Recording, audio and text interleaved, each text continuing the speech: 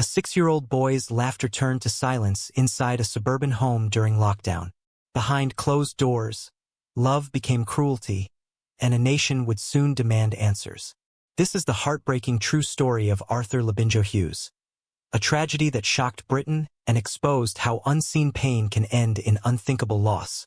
The story of Arthur Labinjo Hughes begins like that of any happy little boy.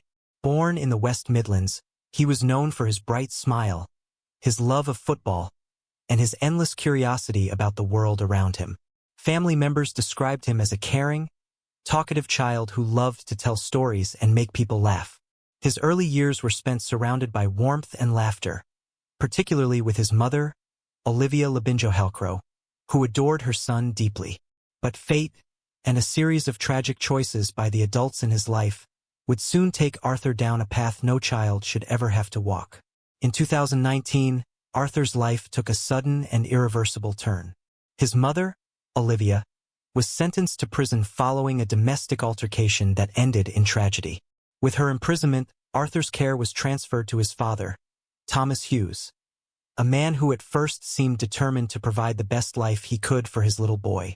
Friends and relatives recalled how Thomas initially appeared loving and attentive, often speaking proudly about his son and making sure Arthur stayed connected to family. For a short while, it seemed Arthur's world, though shaken, might still be filled with hope.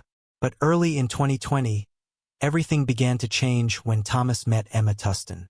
Emma, a mother of 2 children herself, lived in Solihull, West Midlands. On the surface, she appeared polite and caring. She shared affectionate posts on social media, spoke kindly to neighbors, and seemed to offer stability. Yet behind closed doors, a different personality began to emerge, one marked by resentment and emotional coldness.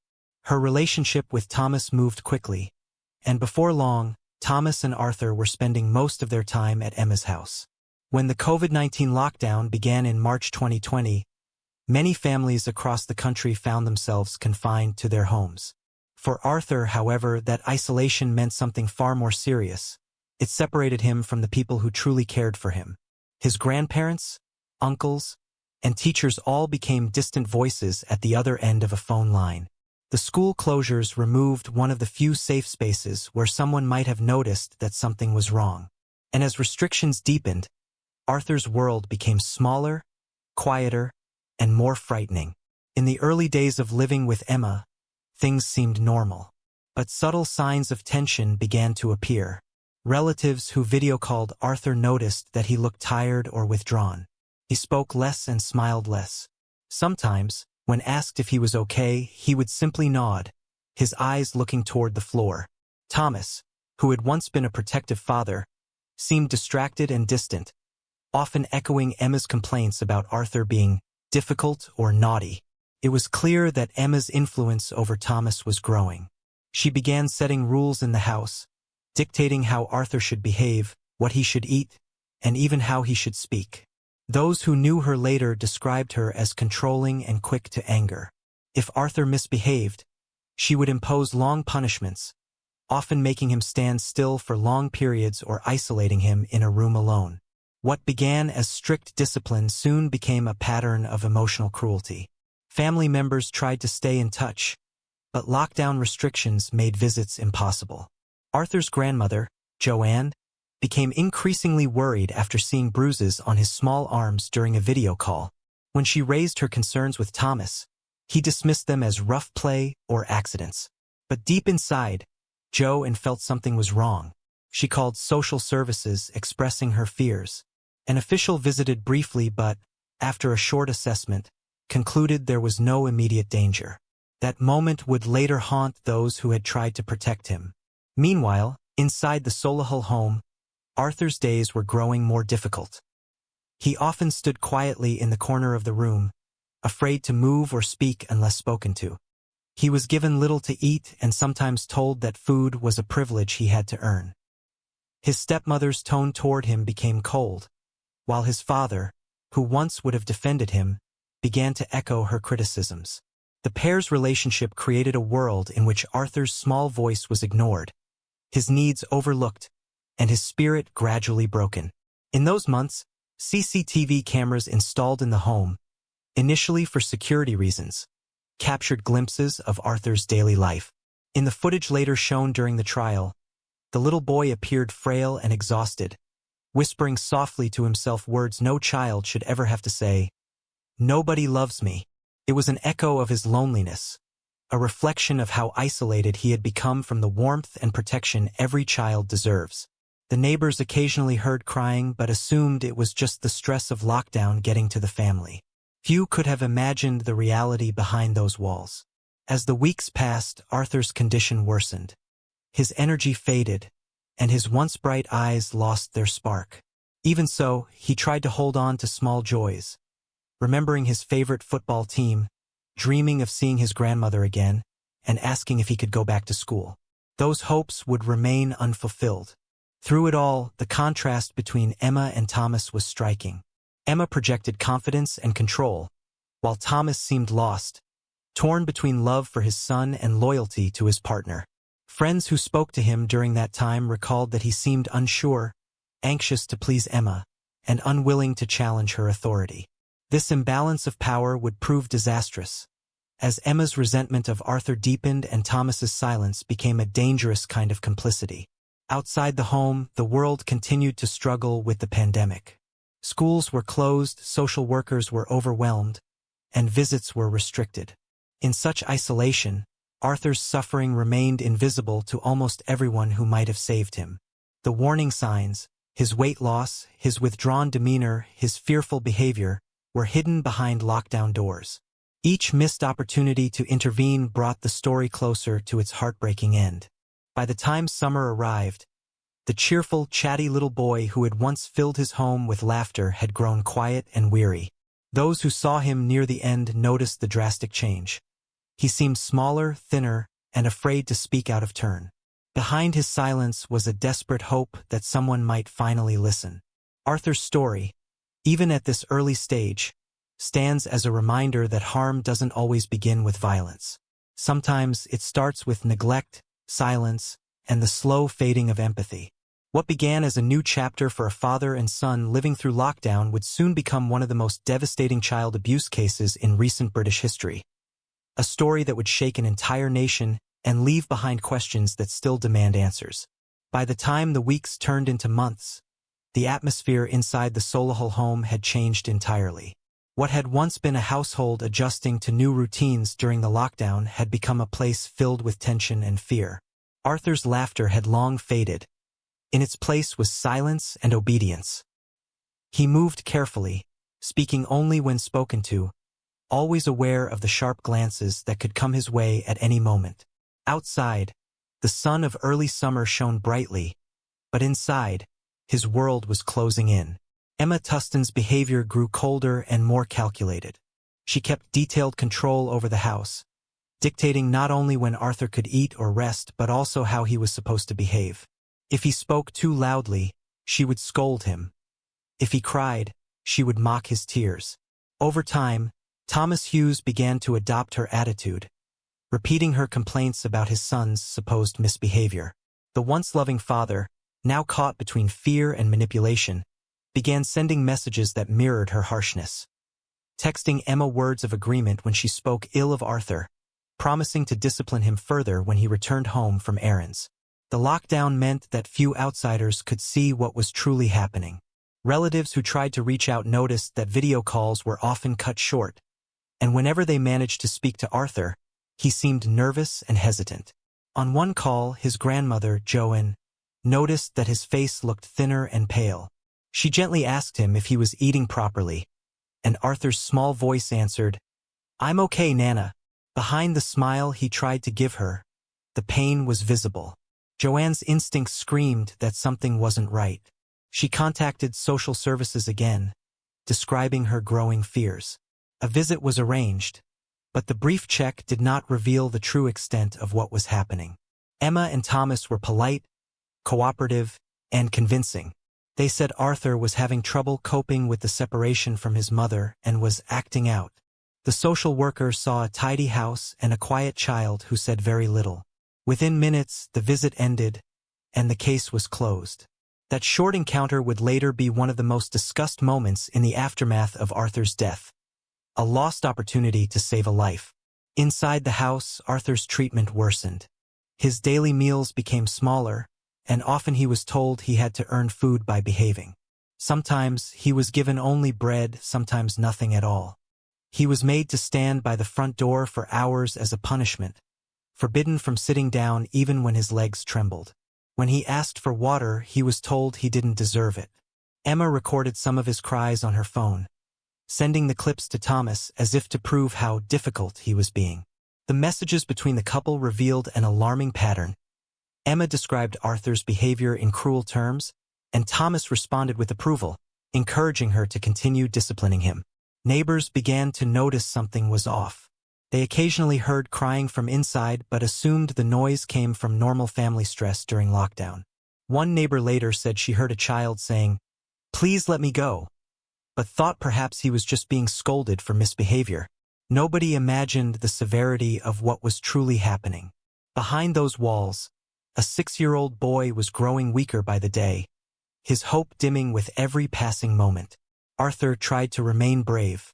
Even through his exhaustion, he spoke about wanting to see his grandmother again and go back to school. Sometimes, when left alone, he whispered quietly to himself, saying words that later broke the hearts of millions who heard them. "Nobody loves me. No one's going to feed me." It was not a complaint but a whisper of defeat, spoken by a child who had already begun to believe he was truly alone. As time went on, Emma's resentment toward Arthur seemed to deepen. Friends who knew her before the relationship described her as someone who wanted attention and control. She would often speak of being overwhelmed, yet she didn't seek help. Instead, she made Arthur the focus of her frustration. Thomas, meanwhile, became increasingly distant. His family, who had tried to maintain contact, noticed his tone had changed. When his mother questioned him about Arthur, he grew defensive and avoided the topic. He began spending more time messaging Emma, his words echoing her disdain rather than his fatherly love. In May 2020, the pattern of cruelty intensified. Arthur's weight dropped noticeably, and he appeared pale and frail. Despite his condition, he was still forced to stand for long hours, denied rest and comfort. At times, he was made to sleep on the floor instead of his bed. The deprivation was both physical and emotional. Emma often told him that no one wanted him, that his mother didn't care, and that his father was disappointed in him. For a child who once found joy in every small thing, such words must have felt like a final betrayal. Still, Arthur's heart remained kind. In moments of quiet, when Emma was distracted, he would hum softly to himself, remembering songs from school or football chants from his favorite team. Those little acts of innocence, so simple and pure, stood in stark contrast to the cruelty around him. By early June, Arthur's physical health was deteriorating rapidly. His grandmother made repeated attempts to see him, begging Thomas to allow a visit, but each time she was refused. "He's fine," Thomas would say over the phone, his voice defensive. "He's being dramatic." Emma's control over the situation had become complete, and Thomas's passivity ensured her actions went unchallenged.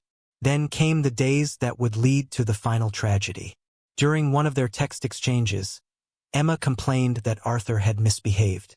Thomas replied with instructions to just shut him up or put him in timeout. Those words, though said in anger or frustration, gave Emma a sense of permission. The cruelty escalated.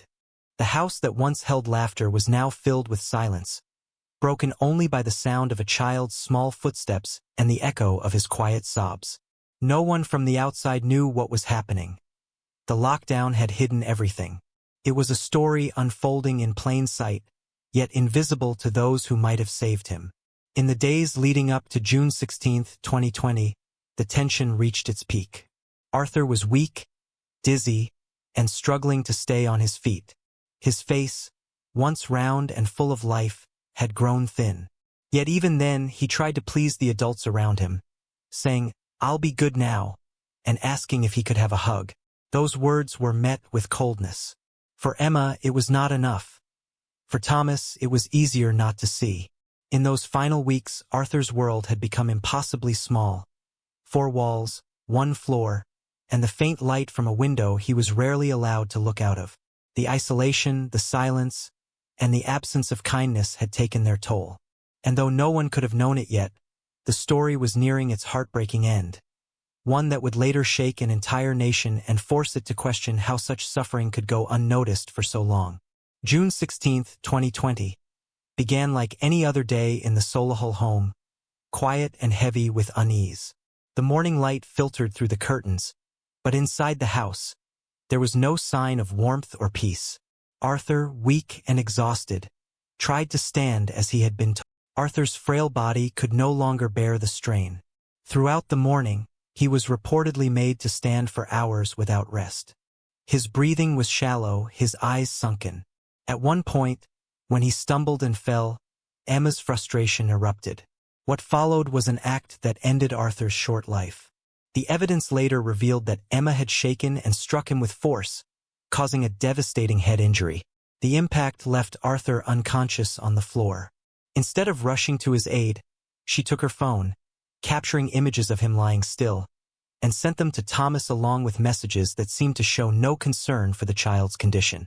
When she finally called emergency services, she described it as an accident, claiming Arthur had thrown himself to the ground. Paramedics arrived quickly, finding the little boy unresponsive and severely injured. His body was frail, his skin pale, and his breathing shallow. They worked tirelessly to revive him before rushing him to Birmingham Children's Hospital. Doctors fought for hours, but the trauma to his brain was too severe. On June 17, 2020, Arthur Labinjo-Hughes was pronounced dead. He was only 6 years old. News of his passing sent shockwaves through his family. His grandmother, Joanne, who had pleaded for help for months, broke down when she learned the truth. For her, it wasn't just the loss of a grandson. It was the unbearable pain of knowing that her fears had been real, and that no one had listened. The tragedy soon reached beyond the family home, spreading through the community and across the country as the horrifying details emerged. When police began their investigation, they were met with conflicting stories. Emma claimed Arthur had harmed himself, saying he was difficult and prone to tantrums. But detectives were not convinced. They collected CCTV footage, examined the couple's phones, and spoke to neighbors and family members. The evidence told a very different story, one of prolonged cruelty, neglect, and emotional manipulation. The footage from inside the home showed Arthur's final days. The child barely able to stand, crying quietly, repeating the heartbreaking words, "Nobody loves me." Those images and sounds would later become the most powerful testimony in court, moving even the most experienced investigators to tears. As the case unfolded, the nation learned of the months of mistreatment Arthur had endured, how he had been starved, isolated, and humiliated by those meant to protect him. The texts between Emma and Thomas revealed a chilling dynamic. Thomas, though not present at the time of the fatal assault, had encouraged harsh punishment, sending Emma messages that condoned cruelty. His words, though written in anger, showed the depth of manipulation and emotional distance that had taken hold in the household. Emma, meanwhile, showed no remorse. In interviews, she portrayed herself as a victim of stress, denying responsibility even as the evidence against her grew overwhelming. In November 2021, at Coventry Crown Court, the trial began. The courtroom was filled with journalists, family members, and members of the public who had followed the story closely.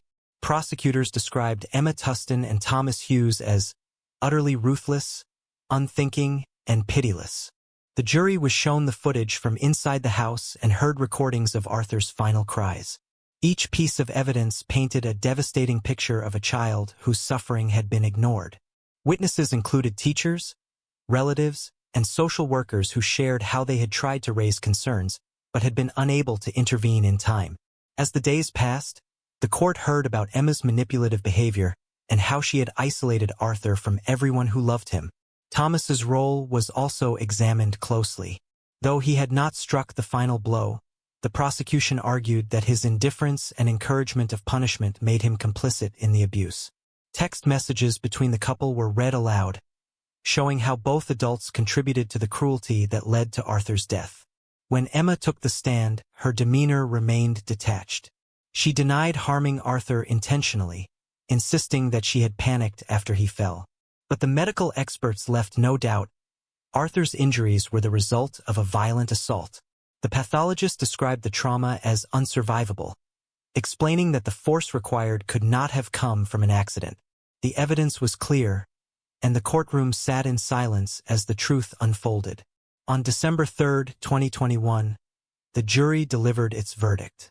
Emma Tustin was found guilty of murder and sentenced to life imprisonment with a minimum term of 29 years. Thomas Hughes was convicted of manslaughter and received a 21-year sentence. As the judge read the verdicts, the courtroom was filled with quiet sobs from family members. For Arthur's grandmother, it was a moment of both justice and unbearable grief. The people responsible for her grandson's death would never again walk free, but no sentence could undo the loss or silence the haunting memory of his final words. In the weeks that followed, the country mourned. Candlelight vigils were held across the UK, with people placing toys, flowers, and cards outside schools and local landmarks. Children's drawings and messages covered fences, many bearing the words, "Arthur, you are loved." The image of the smiling boy in his football shirt became a symbol of innocence lost. His story touched millions, reminding the nation of the importance of vigilance, compassion, and protection for children who cannot speak for themselves. The government ordered a review of social services, education departments, and local authorities to understand how Arthur's suffering had gone unnoticed despite multiple warnings. The findings exposed systemic weaknesses, overworked social workers, communication gaps during the pandemic, and missed chances to act. It was a painful but necessary reflection, leading to new guidelines on how child welfare cases should be handled. Yet for many, the reforms came too late for Arthur. As time passed, the tragedy continued to echo in the public consciousness. Documentaries, court reports, and public debates revisited the events, each one asking the same question. How could this have happened? The story was not just about one child, but about a society's responsibility to protect its most vulnerable members. Arthur's case became a turning point, a reminder that love, empathy, and vigilance are not optional virtues but essential ones. Even years later, people still remember his words, whispered in loneliness yet now carried by countless hearts. "Nobody loves me." But in the years since his passing, the country has made sure that those words will never define him. Across communities, schools, and homes, Arthur's memory has become a call to action, to notice, to care, and to never ignore the signs of a child in distress. His name now stands as a symbol of change, his story as a reminder that even the smallest voices must be heard. Arthur Labinjo Hughes's short life left behind a legacy far greater than the tragedy that ended it. Through awareness and reform, his story has inspired renewed commitment to child safety across the United Kingdom. Though his voice was silenced, it continues to speak in the hearts of millions. A voice that says every child deserves love, safety, and the chance to grow in a world free from fear. In a quiet English village, a heartbreaking story unfolds. A little boy's laughter silenced forever, and a stepmother's shocking betrayal hidden behind a mask of care. As investigators uncover the truth, every detail reveals a darker side of trust. This is the haunting case of Harvey Borrington. It was a calm August morning in 2021 in the small village of Jacksdale, near Mansfield, Nottinghamshire. A place where life moved slowly, and everyone seemed to know each other by name. Behind one of the quiet brick houses, however, a heartbreaking story was silently unfolding. Inside that home lived 3-year-old Harvey Borrington, a child full of innocence and laughter, whose life would soon touch the hearts of millions who never even met him. Harvey was a little boy who saw the world differently. Born with severe autism, he had challenges that made ordinary things difficult. He could not speak in full sentences, struggled to express when he was hurt or upset, and relied completely on the people around him for safety and love. Despite his difficulties, Harvey had a special kind of joy. He loved music, bright colors, and giggling at the simplest things. His teachers said he could light up a room with his smile, even on the hardest days. Harvey lived with his father, Scott Borrington, and his stepmother, Layla Borrington, in a modest home filled with toys, picture books, and the kind of drawings only a child could create.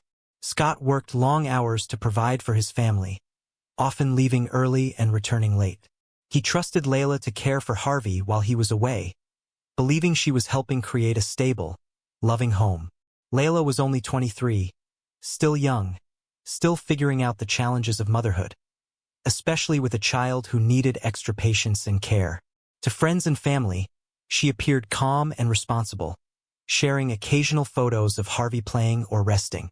But behind those quiet images, the relationship between Layla and Harvey was not always peaceful. Neighbors occasionally heard the sound of Harvey crying, sometimes for long periods. A few thought it was simply a child being restless. Children cried, after all, and no one could imagine anything terrible happening in that friendly neighborhood. Inside, though, Layla was struggling. Caring for a child with additional needs required not just patience but understanding, and some days were harder than others. Harvey's unpredictable moods and limited communication made even small moments overwhelming. Layla began sending messages to Scott about how difficult things had become. She sometimes described Harvey's behavior as challenging, using words that suggested frustration. Still, no one around her realized how serious her struggle had grown. One afternoon in August, Scott received a short message from Layla. She told him that Harvey had fallen and hit his head, but that he seemed fine, just a little shaken. She attached a short video of the boy sitting on the floor, whimpering quietly. She called it another tantrum.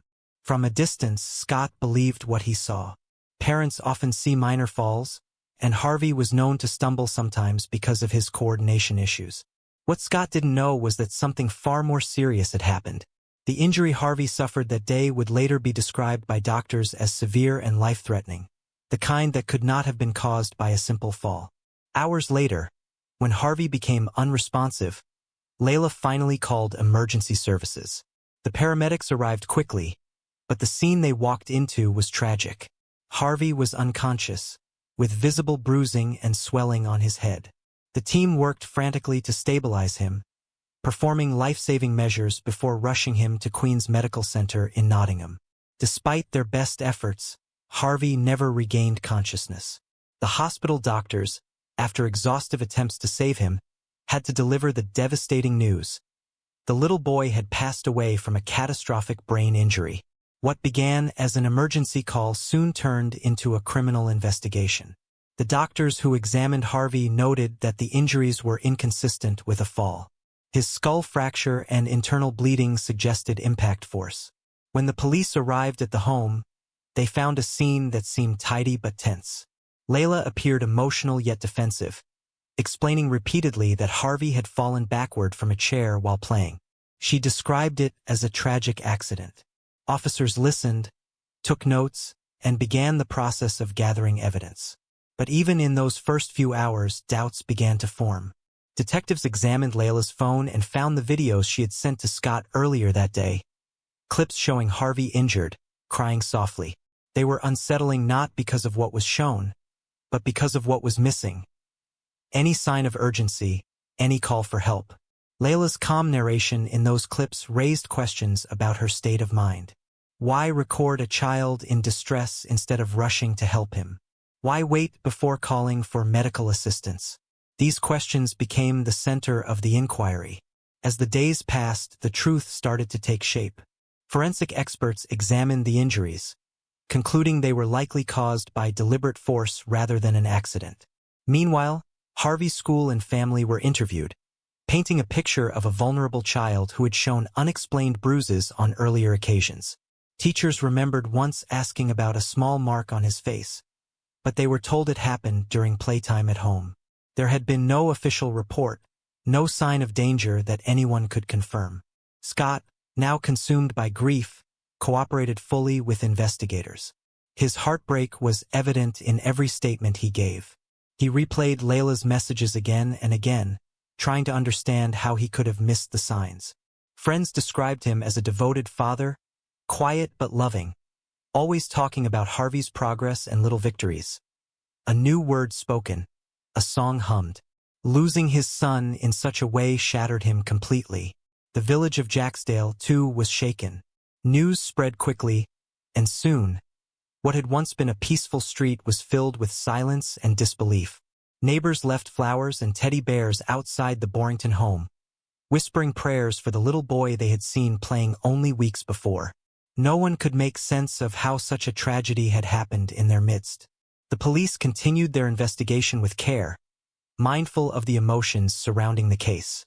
They collected medical reports, phone data, and expert statements, each piece slowly revealing a more complete and more painful picture of Harvey's final day. By the time charges were filed, the evidence told a story of neglect, frustration, and moments of anger that had gone too far. Layla Borrington was charged with manslaughter, not murder, the distinction acknowledging the absence of premeditation but not lessening the weight of her actions. As she awaited trial, public sympathy gathered around Harvey's family, especially Scott, who faced the impossible task of mourning his son while sitting through the legal proceedings that would follow. Part 1 of this story closes not with answers, but with questions about trust, responsibility, and the quiet dangers that can exist behind closed doors. The house in Jacksdale stood still, its walls holding memories of laughter and loss, while the community waited to learn what had truly happened to little Harvey, and why a child so full of innocence had been taken so soon. The courtroom at Nottingham Crown Court was filled with a quiet heaviness when the trial of Layla Borrington began. Outside, the media vans lined the street, their cameras waiting for a glimpse of the young woman at the center of a tragedy that had shaken the small community of Jacksdale. Inside, family members sat with tense expressions, their eyes fixed on the empty witness stand as they waited for justice for 3-year-old Harvey. The case, prosecutors said, was about more than a single moment. It was about a pattern of behavior, a slow unraveling of care and compassion that ended in irreversible loss. When Layla entered the courtroom, she looked small and pale. Her hair was tied back neatly, her hands shaking slightly as she took her seat. She pleaded not guilty to murder, maintaining that Harvey's death had been a terrible accident. The prosecution, however, painted a different picture, one of frustration, neglect, and deliberate harm. As the evidence began to unfold, the jurors were guided through the timeline of events that led to Harvey's final day, with each detail building a clearer image of what might have happened behind the closed doors of that family home. Prosecutor Jonas Hankin KC addressed the jury with steady composure. He told them that Harvey's injuries were not consistent with a fall, and that the severity of his skull fracture and internal bleeding indicated force. He presented expert medical testimony from pathologists who explained that such damage could not have occurred through an ordinary household accident. The court also heard about the videos Layla had recorded, short clips she sent to Harvey's father, showing the boy in visible distress. In those recordings, Harvey appeared weak and quiet, struggling to lift his head. Layla's voice could be heard in the background, describing the scene casually, without panic. The prosecution described how she delayed calling emergency services for more than an hour after Harvey's injuries were inflicted. That delay, they said, demonstrated not only carelessness but a lack of genuine concern for the child's well-being. A child in her care was critically injured, the prosecutor said, but instead of seeking immediate help, she chose to film him, as if documenting an inconvenience rather than a medical emergency. Those words seemed to hang in the air, leaving the courtroom still for several seconds. The defense team tried to humanize Layla, describing her as a young woman under immense pressure. They said she loved Harvey and was doing her best in a difficult situation. Her lawyer argued that the injuries were accidental, the result of a fall from a low chair. They suggested that Harvey's developmental condition might have caused him to stumble and lose balance more often than other children. Layla, the defense claimed, had panicked after the fall, not realizing how serious the injury was. She didn't call for help immediately because she believed he would recover, as he often did after minor bumps or bruises. It was, in their words, a tragic misunderstanding. But as witness after witness took the stand, the weight of the evidence grew. Teachers testified that Harvey had once come to school with bruises on his arm and face. When questioned, Layla explained that he had fallen while playing. There was no formal report made at the time, and no one suspected abuse. A medical expert confirmed that the pattern of injuries found on Harvey's body was not consistent with accidental falls. The marks were scattered in ways that suggested multiple impacts. The most emotional moments came when Harvey's father, Scott, took the stand. His voice trembled as he recalled the day everything changed. He described receiving a video message from Layla showing Harvey crying, followed by a short text saying he had fallen and was being dramatic. He admitted that he believed her. "I thought he was fine," Scott said quietly. "He was always falling, always bumping himself. I trusted her to tell me if something was really wrong." When the prosecution asked what happened next, his eyes filled with tears. "The next message I got was that he wasn't breathing," he said. "Then the hospital called." His words echoed through the courtroom, breaking the silence that followed. The prosecution then presented digital evidence taken from Layla's phone. Investigators found a pattern of searches and messages that hinted at her frustration with Harvey's behavior. In one text to a friend, she complained about how draining it was to care for him. Another message expressed annoyance at his constant crying. While none of these messages directly indicated intent to harm, they helped prosecutors build a picture of a woman under pressure, losing patience over time. The medical specialists who treated Harvey at Queen's Medical Center testified that, had he received immediate medical attention, there was a small chance he might have survived. The delay, they said, likely worsened the internal bleeding. For the jurors, it was a painful revelation, the idea that a few minutes could have made all the difference. When it came time for Layla to speak, she was visibly emotional. Her voice shook as she described Harvey as "my boy," claiming she loved him deeply and would never hurt him intentionally. "I didn't know how bad it was," she said. "He fell and I thought he was okay. He was crying, but he always cried. I didn't want to overreact." She wiped her eyes and looked toward Scott, who sat quietly in the front row, his face unreadable. The prosecutor asked her why she had recorded Harvey after the fall instead of calling for help. Layla paused for several seconds before answering. "I didn't know what to do," she said softly. "I thought showing Scott the video would help him understand what happened." Her answer didn't satisfy the jury. To many listening, it sounded like an attempt to justify something that couldn't be explained away. Outside the courtroom, the case drew national attention. Media outlets covered each day of the trial, reporting with careful tone and respect for the family's grief. The people of Jacksdale followed the proceedings closely, leaving flowers and candles near the home where Harvey had lived. Messages of sympathy poured in from across the country, expressing sorrow for a child whose gentle smile had come to symbolize innocence lost. As the trial neared its end, both sides presented their final arguments. The defense urged the jury to see the incident as an accident, a moment of misjudgment by a young stepmother overwhelmed by responsibility. The prosecution reminded them that every child deserves protection, and that Harvey's injuries could not be explained away as misfortune. "He depended on her," the prosecutor said quietly in his closing remarks, "and she failed him when he needed her most." The jury deliberated for hours, weighing each piece of evidence, each testimony, each unanswered question. The courtroom was silent when they finally returned. Layla sat motionless as the foreman stood and delivered the verdict. Guilty of manslaughter, along with 2 counts of assault causing actual bodily harm. She was acquitted of murder, meaning the jury did not find evidence of intent to kill, but they were convinced that her actions or lack of care led directly to Harvey's death. Gasps and quiet sobs filled the courtroom. Scott lowered his head, his hands trembling, while Layla stared forward in disbelief. The judge spoke firmly yet calmly, reminding everyone that this was a case defined by a tragic failure of responsibility. As she was led away, the room remained still, filled with sorrow for the little boy whose story had reminded the world how fragile trust can be. Outside, the sky was gray and quiet, the kind of stillness that follows deep heartbreak. Reporters spoke softly as they described the verdict, and in the days that followed, Harvey's picture appeared across the news.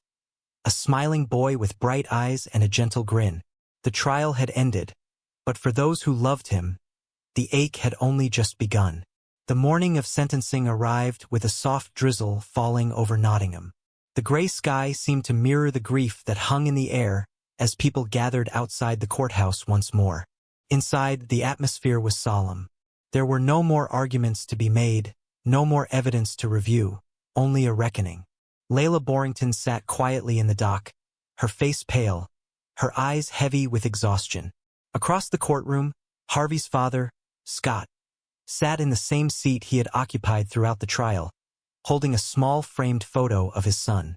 The image, Harvey smiling brightly, wearing his favorite blue jumper, was a painful reminder of everything lost. Before the judge entered, the room was still. The quiet murmurs of reporters and legal clerks faded as the doors opened and Justice Nicklin took his seat. His expression was steady, his tone calm yet firm. He began by addressing the court, recounting the facts of the case, the trust placed in Layla, the injuries Harvey suffered, and the tragic consequences of her actions. The judge spoke with compassion but also with gravity. "You were entrusted with the care of a vulnerable child," he said.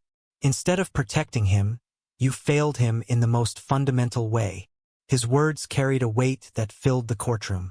He acknowledged the difficulty of parenting a child with special needs but emphasized that nothing could justify the harm that followed. The evidence, he said, showed a prolonged pattern of impatience and neglect, rather than a single impulsive act.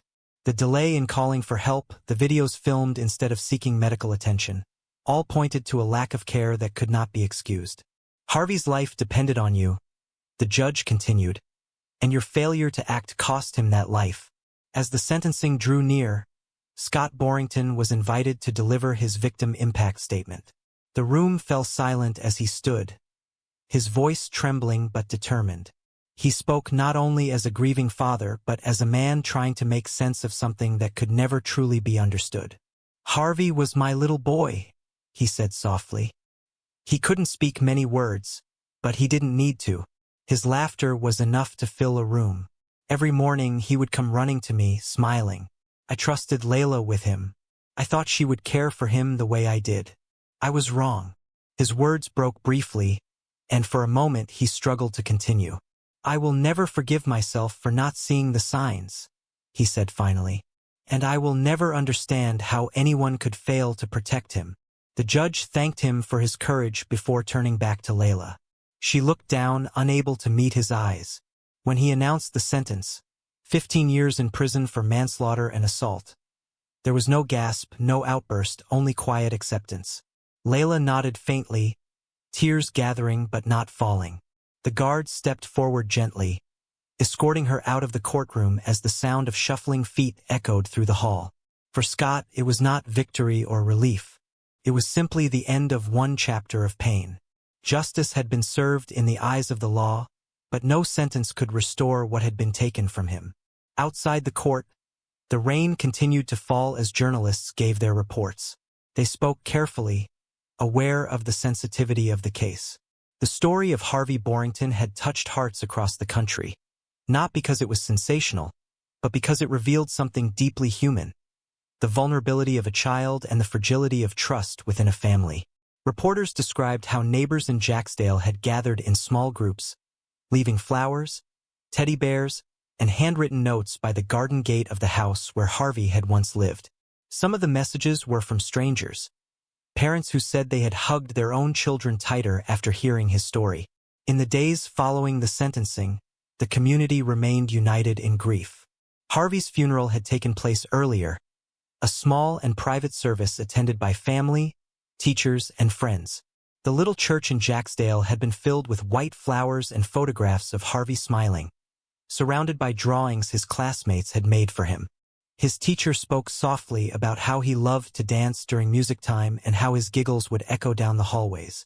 For everyone there, it was impossible not to think about what his life could have been, the milestones he would never reach, the birthdays that would never come. Scott spent most of his time in solitude after the trial. He kept Harvey's toys in a small box, unable to part with them.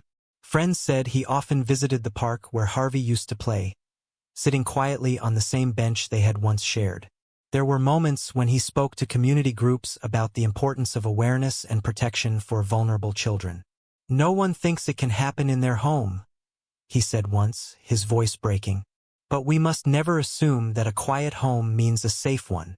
His words resonated with many, reminding parents, teachers, and neighbors to always look closer, to always ask questions, and to never ignore a child's unspoken pain.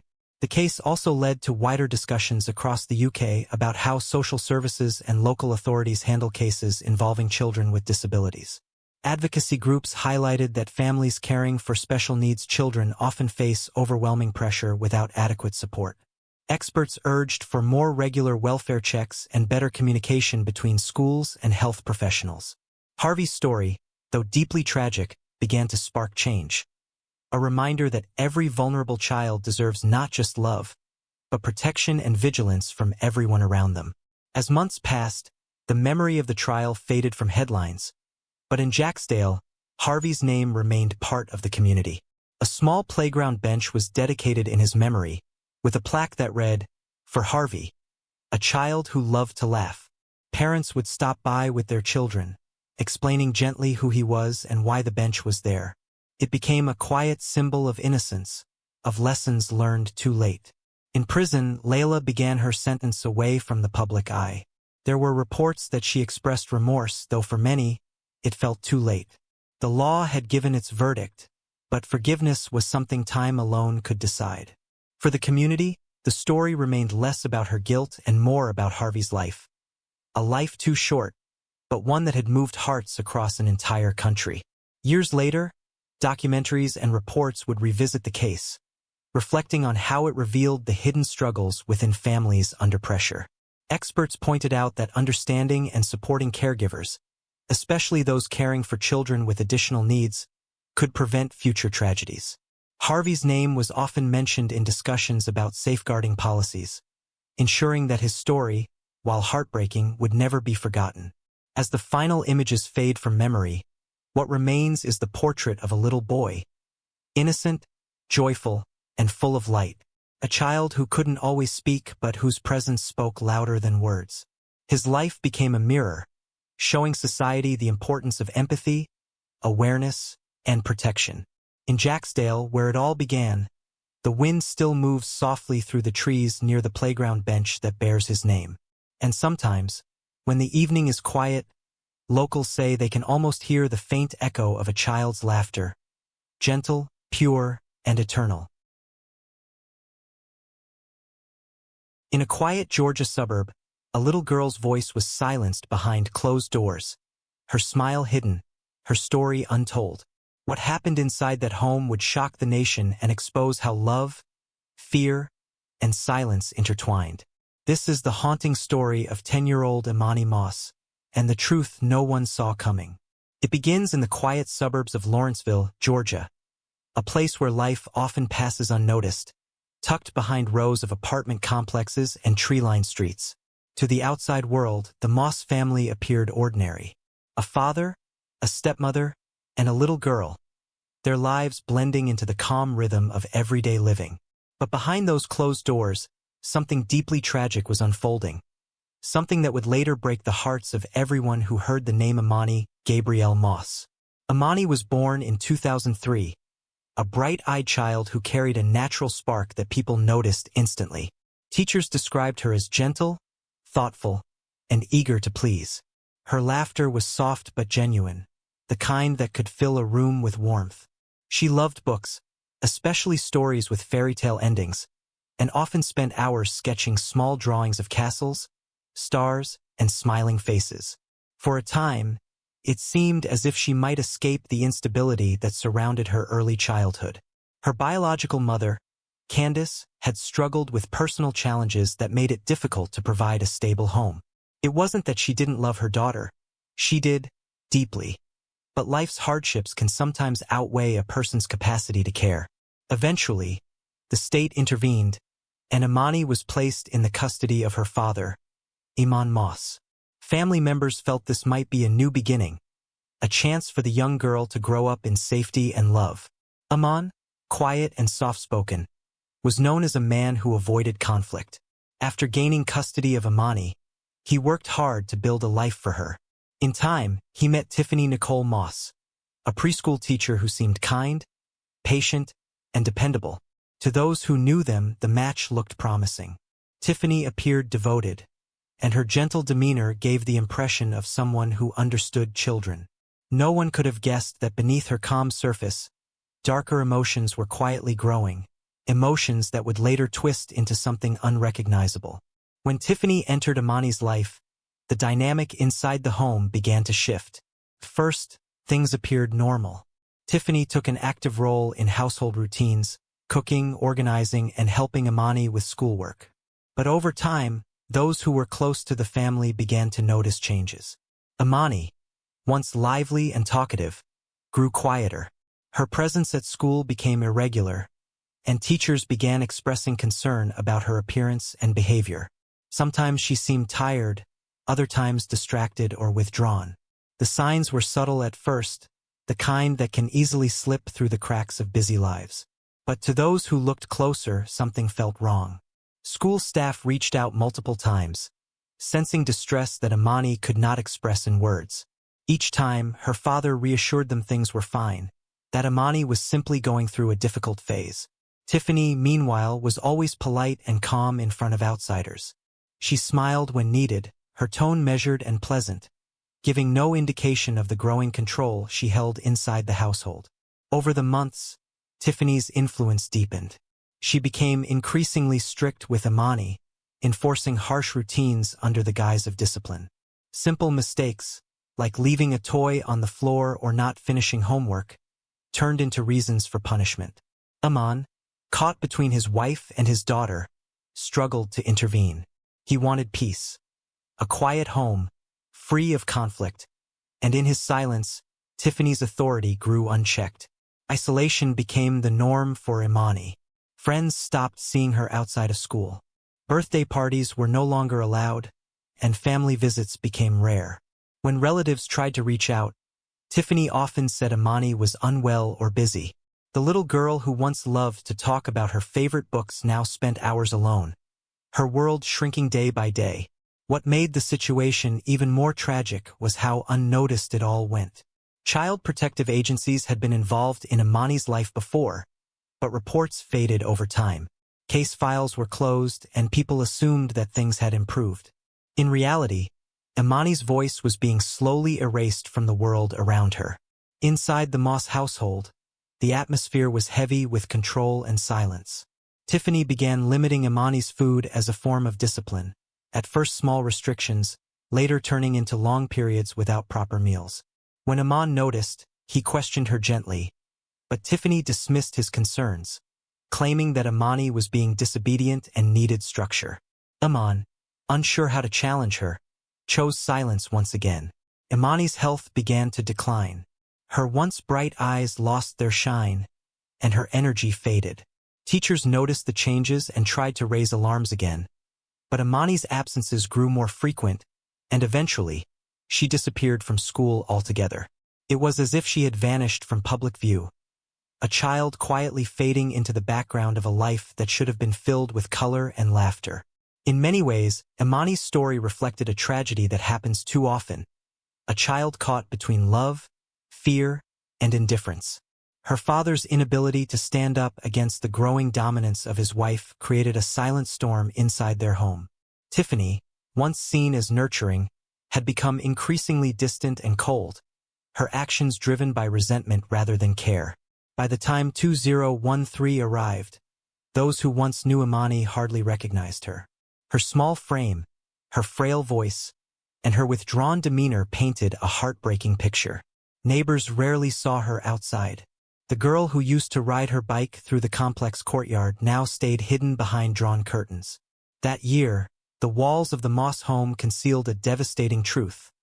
A truth that would only come to light after it was far too late. The story of what truly happened to Amani Moss was not just about cruelty, but about silence, the kind of silence that allows suffering to grow unseen. As the months passed, Amani's condition worsened, but help never arrived. The few people who noticed her absence assumed the family had moved. Inside that quiet apartment in Lawrenceville, Amani's life was slipping away, piece by piece, while the world outside continued on, unaware of the pain a child was enduring just beyond their walls. Her story, when finally revealed, would leave a mark on everyone who heard it, not just because of what was done, but because of how long it went unseen. And in that silence, a haunting question began to form. How could a child so full of life simply disappear without anyone stopping it? Imani's tragedy was not yet public knowledge, but the moment of truth was approaching. A single phone call that would expose the secret the Moss family had been hiding, and forever change the way the community saw them. The facade of normalcy was about to break, and with it, the heartbreaking reality of what had been happening behind those walls would finally come to light. The discovery that would shatter the illusion of a quiet suburban family began with a single phone call, one that sounded calm on the surface but carried the weight of tragedy beneath it. On October 28, 2013, just before dawn, emergency dispatchers in Gwinnett County received a call from Iman Moss. His voice trembled slightly as he told them his daughter had passed away. The words were simple, but the tone was hollow, as though he were reading from a script. When officers arrived at the apartment complex in Lawrenceville, they expected a scene of grief. Instead, they found a silence so deep that it felt unnatural. Outside the building, faint smoke lingered near a metal trash can. What officers would find inside it would change everything. The charred remains of a young child, later confirmed to be 10-year-old Imani Gabrielle Moss. The moment officers looked at the small, burned figure, time seemed to freeze. Within minutes, the area was sealed off with yellow tape, the flashing lights of patrol cars reflecting off the apartment windows. Neighbors began gathering quietly, confused and horrified. Inside the apartment, the reality of what had been happening became painfully clear. The refrigerator was full of food. The living room was clean and organized, with children's books still neatly arranged on a small shelf. There was nothing to suggest poverty or desperation, only control and neglect. It didn't take investigators long to realize that Imani had not died suddenly. She had been slowly fading for months, deprived of nourishment, care, and medical help. Detectives began questioning both Tiffany and Iman Moss, whose responses told two different stories. Iman appeared remorseful, shaken, and afraid. Tiffany, however, remained calm and distant. She barely spoke, her eyes fixed on the table in front of her. When asked why she hadn't sought help for Imani, she gave no answer. The silence that had defined her household now followed her into the interrogation room. Over the following days, investigators pieced together a timeline of what had truly happened. Iman eventually confessed that Imani had died several days before he called 911. He admitted that Tiffany had refused to call for help when their daughter stopped responding, saying it was too late. Imani had been confined to her room, deprived of food, and when she became too weak to move, no one stepped in. After she passed away, panic set in. Iman wanted to call authorities, but Tiffany refused.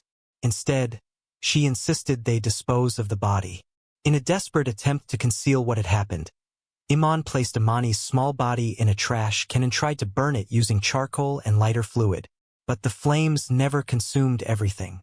The act, horrifying in its detail, revealed the extent of their fear and guilt. When the fire failed, Iman's conscience finally broke. He realized the truth could no longer be hidden and called the police, not out of courage, but because he could no longer carry the weight of silence. The news spread rapidly across Georgia. A community that had once believed the Moss family to be quiet and ordinary now faced the reality that something unthinkable had taken place right among them. Parents, teachers, and neighbors who had once known Imani were devastated. Her former school staff spoke tearfully about how they had tried to raise concerns, how they had sensed something was wrong, but never imagined it could end like this. The medical examiner's report confirmed what many had feared. Imani had died of malnutrition and neglect. She weighed only 32 pounds, less than half the average for her age. Her condition showed prolonged starvation, not a sudden illness. The findings made clear that this was not an accident. It was the result of months of deliberate deprivation. Iman Moss, now fully cooperating with authorities, provided key details in exchange for avoiding the death penalty. He admitted his failure to protect his daughter, describing Tiffany's growing hostility toward Imani. He explained that Tiffany saw Imani as a burden, a reminder of a life she didn't control. Her resentment grew until she began cutting Imani off from food and affection. Whenever Iman tried to intervene, Tiffany's temper flared. Instead of seeking help, he retreated in fear, convincing himself that things would somehow get better. When investigators searched Tiffany's belongings, they found notes and lists, meal plans and household rules written in her handwriting. On the surface, they looked like ordinary household schedules. But between the lines, detectives saw a pattern of control. Imani's name was often followed by punishments, reminders to restrict her food, or instructions to correct behavior. It painted a picture not of discipline, but of domination. Tiffany, who had once worked as a preschool teacher, showed little emotion during questioning. Her quiet demeanor puzzled detectives. She didn't cry, didn't deny, and didn't defend herself. She simply sat, listening, occasionally answering in short, calm phrases. Some officers described her as coldly polite, a woman who seemed detached from the gravity of what had occurred. The case quickly drew national attention. Media outlets across the country reported on the tragedy, showing photographs of Imani smiling in her school uniform, a stark contrast to the grim facts emerging from the investigation. People across Georgia held vigils, lighting candles and leaving flowers near the apartment complex. Many questioned how the system had failed so completely. There had been warning signs, yet somehow, the little girl had been left alone in a home that was slowly taking her life. Iman's extended family expressed both sorrow and disbelief.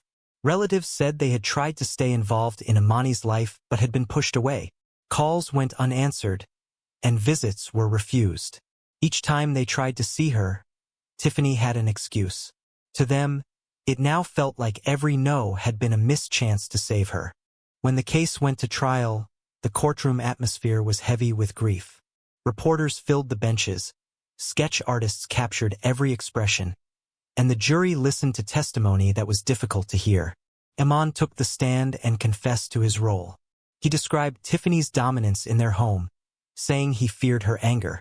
"I should have protected her," he said softly, referring to his daughter. His voice trembled, and even those who condemned him could sense the depth of his regret. Prosecutors built their case around Tiffany's control, the deliberate nature of her actions, and her lack of empathy. They described how Imani's death was not an impulsive act but the result of ongoing mistreatment. They emphasized how Tiffany had isolated Imani, denying her love, food, and human connection. The evidence, photographs, autopsy reports, and Iman's confession painted a devastating picture of life inside that apartment. Tiffany Moss chose to represent herself in court. She spoke little, cross-examined no witnesses, and presented no evidence in her defense. Her silence became the most haunting part of the trial. Observers described her as calm, even indifferent, as if disconnected from the reality unfolding before her. The jury watched her closely, looking for emotion, for remorse, but none came. Outside the courthouse, the community gathered daily, waiting for updates. The story of Imani Moss had become more than just a crime. It had become a reflection of the system's failures and the consequences of silence. For many, it was a reminder of how important it is to speak up when a child is in danger, no matter how uncertain the signs may be. As the trial neared its end, the truth was no longer in doubt. The evidence was overwhelming, and the nation watched as the final chapter of the courtroom proceedings approached. A moment that would determine the fate of Tiffany Moss and mark the end of a painful journey for everyone who had loved little Imani. The final phase of the trial unfolded in a courtroom filled with an uneasy quiet. The air carried the heavy sense that everyone present understood the gravity of what was about to happen. Before them sat Tiffany Nicole Moss, the woman accused of ending the life of her stepdaughter, Imani Gabrielle Moss. She sat still, hands folded, eyes steady, showing little emotion as the prosecutors delivered their closing arguments. Each word they spoke echoed through the room, not filled with anger, but with sorrow. They painted the picture of a little girl who had wanted nothing more than love and safety, yet had been denied both. The prosecution reminded the jury of the simple facts. Imani had been just 10 years old, a child with dreams and an innocent heart. They showed photos of her from her school days, her small smile, her neat uniform, and then contrasted them with the cold evidence gathered from the apartment. Every juror could see the devastating difference between the child she once was and the condition in which she was found. They spoke about the long months of neglect, the signs that were ignored, and the suffering that was hidden behind closed doors. When it came time for Tiffany to speak, the courtroom waited. But she said little. She had chosen to represent herself, declining public defenders, declining to plead for mercy. Her tone remained even, her words short. There was no denial, no attempt to explain. Observers found it unsettling. Not anger, not sadness, just silence. Many described it later as the silence of someone who had already accepted their fate. After hours of deliberation, the jury returned with their verdict. They found Tiffany Moss guilty on all counts: murder, cruelty to children, and concealing a death. As the judge read out the decision, the courtroom remained still. No one cheered, no one clapped. The weight of the case left no room for triumph, only reflection. Tiffany sat motionless, her face calm as ever. When asked if she had anything to say before sentencing, she simply shook her head. The sentence came swiftly: death by lethal injection. It was a rare outcome, making Tiffany one of the few women in Georgia to receive such a sentence in recent years. For many, it was a difficult decision to process. While her actions had been devastating, her quiet demeanor and lack of reaction left people conflicted. Some saw justice served. Others saw tragedy upon tragedy. One life taken, another soon to be lost. Meanwhile, Iman Moss had already been sentenced to life in prison without the possibility of parole after pleading guilty. His testimony against Tiffany had been essential in securing her conviction. From his cell, he spoke of regret, telling investigators and reporters that not a day passed without him thinking about his daughter. "I failed her," he said softly in one interview. "I was supposed to protect her." His words reflected a man living with the weight of choices he could never undo. Outside the courtroom, the community of Lawrenceville came together once more. Vigils were held, candles lit, and prayers offered for Imani's soul. Teachers who had once taught her spoke of her gentle nature, how she loved to help others and often smiled even on difficult days. Neighbors who had barely known her placed flowers outside the apartment complex, turning the small courtyard into a memorial of light and remembrance. Across Georgia, the case sparked deep reflection about how the system had failed to protect Imani. Records later showed that multiple warnings had been reported to child protection agencies over the years. Teachers had expressed concern, and there had been prior investigations, yet somehow each time the case had been closed. The tragedy revealed how easy it is for a child to fall through the cracks when bureaucracy moves too slowly and vigilance fades too soon. Reporters covering the story noted that Imani's death had changed the way local authorities viewed child welfare cases. Training for caseworkers was expanded, policies were revised, and the importance of follow-up visits was reinforced. Though these changes came too late for Imani, they were meant to ensure that no other child would suffer the same fate in silence. In the years following the trial, Tiffany remained on death row. Journalists who visited described her as quiet, withdrawn, and rarely speaking to others. Some said she spent most of her days reading or writing. She offered no interviews, no statements, and no appeal for sympathy. For her, the world beyond those prison walls seemed to have disappeared, just as Imani's world had once been confined to a single, lonely room. Iman, in his prison interviews, continued to express remorse. He often spoke about wanting forgiveness, though he admitted he might never deserve it. He said he hoped Imani was at peace, that somewhere she could finally feel safe. His words, though sincere, could not erase the truth, that silence and fear had cost a child her life. For Imani's biological mother, Candace, the years after her daughter's death were marked by grief and reflection. She spoke publicly about her loss, urging other parents to stay alert, to never give up fighting for their children. Her voice trembled when she spoke about Imani's love for reading and her dream of becoming a teacher one day. She wanted to help others learn, Candace said. She had a heart that was pure. The story of Imani Moss became more than a crime. It became a symbol of accountability. It forced people to confront difficult truths about silence, fear, and responsibility. In documentaries and courtroom retrospectives, experts often pointed out how this case stood as a reminder that love alone is not enough, that protection requires action, even when it means standing against someone close to you. In the years that followed, Imani's name continued to appear in discussions about child welfare reform. Her teachers organized scholarship drives in her memory, ensuring her name would be linked not only to tragedy but to hope. Each year, on the anniversary of her death, a candlelight vigil is held. People who never met her still come, parents, teachers, social workers, all gathered to remember the little girl who was failed by so many, but who now inspires others to pay attention to the unseen. In one of the final moments of the courtroom proceedings, as the judge prepared to close the case, he paused. He looked across the room, his voice low but firm. "We cannot undo what has happened," he said, "but we can remember and we can learn. Let this not be the story of a child forgotten, but of a lesson remembered." That sentence stayed with those who were there that day.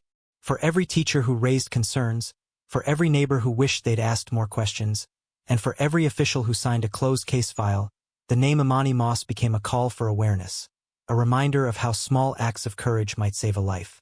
Today, the apartment complex in Lawrenceville stands quietly, its walls repainted, its rooms re-rented. Time has moved on, but for many, that place remains a reminder of the little girl whose laughter once echoed there. Her story continues to be told, not through anger, but through remembrance and compassion. Because in the end, Imani's story isn't just about what was lost. It's about what must never be lost again, the duty to see, to listen, and to speak up for those who cannot speak for themselves. And as candles continue to flicker in her memory each year, one message endures above all, that even in the silence that once surrounded her, her story now speaks louder than ever before.